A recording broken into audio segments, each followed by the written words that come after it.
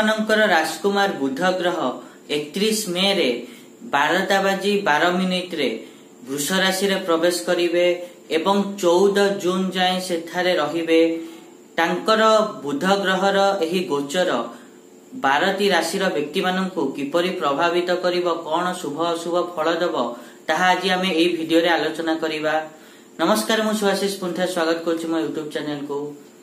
आज आमे आलोचना करिबा कि बुधंकर राशि परिवर्तन द्वारा 12टी राशि व्यक्ति माननक ऊपर कोन सब प्रभाव पड़िबो, से विषय आज आमे विस्तृत आलोचना करिबा। ता पूर्व सबनबळे गोटे रिक्वेस्ट करिया चाहिबे कि जो माने भी एजेंट चैनल को सब्सक्राइब करना सब्सक्राइब करंतु आ पाखथिया बेल आइकन को मध्य प्रेस करंतु, जा द्वारा कि मु आगु को जहां भी किछि वीडियो देबी ता नोटिफिकेशन आपण मान को ठीक समय मिलि जिवो। जदि आमे प्रथम राशि कालपुरुषर मेष राशि कथा कहिबा ताले मेष राशि व्यक्ति मानक पई द्वितीय भाव रे बुध गोचर करिवे।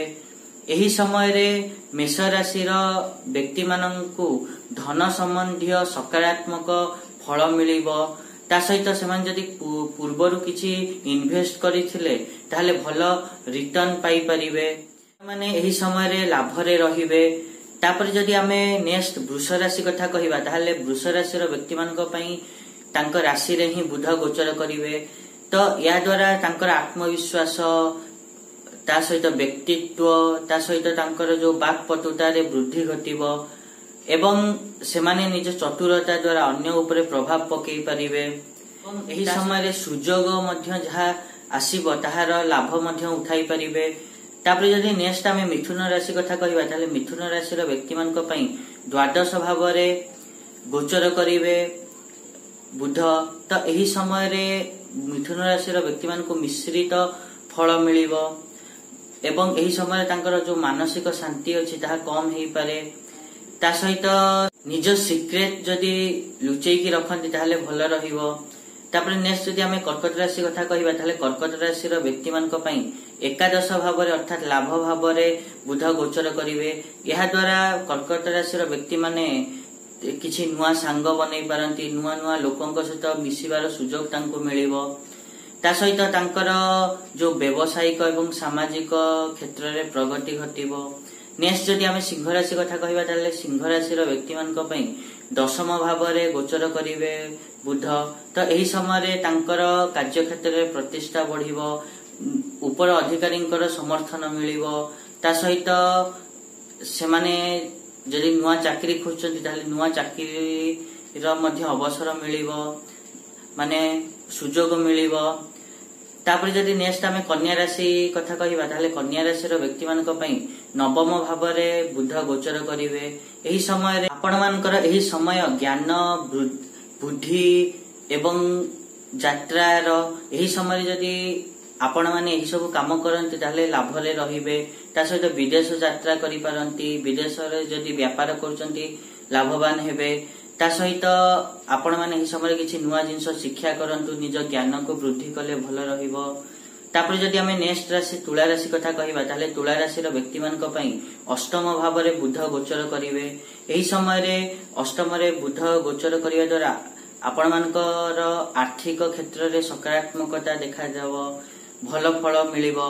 ता सहित जो तुला राशि व्यक्ति माने जो माने अछंती से माने अचानक धन लाभ करिवे, पार्टनरशिप रु लाभ होबो तांको।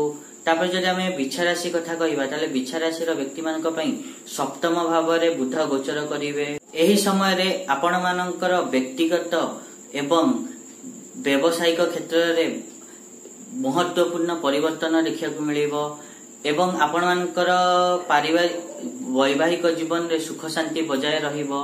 तापर जदि बिछा राशि पर धनु राशि कथा कहिबा ताले धनु राशि व्यक्ति मानक पई षष्ठ भाव रे गोचर करिवे बुध। तो एही समय रे आपण माने निज स्वास्थ्य प्रति ध्यान रखंतु, निज काम को व्यवस्थित रखंतु एवं आपण माने जो लक्ष्य चाहुचंती से लक्ष्य को पाइबा को आपण माने सक्षम हेबे। तापर नेक्स्ट राशि जदि आमे मकर राशि कथा कहिबा ताले मकर राशि व्यक्ति मानक पई बुध पंचम भाव रे गोचर करिवे। एही समय रे प्रेम संपर्क रे मधुरता आसीबो, क्रिएटिविटी आपण मानक जो अच्छी से वृद्धि घटिव, कला क्षेत्र में आपण माने सफलता पाइबे, संतान पक्षर शुभ समाचार आपण को मिलिबो। तापरे जदि आमे कुंभ राशि कथा कहिबा ताले कुंभ राशि रो जो व्यक्ति माने अछंती तांको पई बुध आपण मानकर चतुर्थ भाव में गोचर करिवे। तो एही समय आपण मानकर पारिवारिक जो समस्या थिला सेटा सुधुरिबो। ता सहित संपत्ति रिलेटेड जिनस आपण माने लाभ पाइबे। तापरे जदि आमे लास्ट राशि मीन राशि कथा कहिबा ताले मीन राशि रो व्यक्ति मानक पई तृतीय भाव में गोचर करिवे बुध। तो एही समय आपण माने जदि यात्रा करंती ताले यात्रा रो लाभ पाइबे। भाई भौणी सहित संपर्क मधुर रहिबो, तांको सहाय्य जोगु आपण माने लाभ पाइबे। एटा थिला बुधंकर राशि परिवर्तन जोगु 12टी राशि ऊपर कोन सब प्रभाव पड़िबो। आशा करिबे कि मुझा कहली आपण माने ठीक रे बुझी पाथिबे। आ जदि वीडियो भल लागिछि ताले निहाती रूपे वीडियो को लाइक करंतु, शेयर करंतु आ चैनल को सब्सक्राइब करे पे जमाई भूलंतुनी। आज पई एतिकी, देखावा नेक्स्ट वीडियो रे।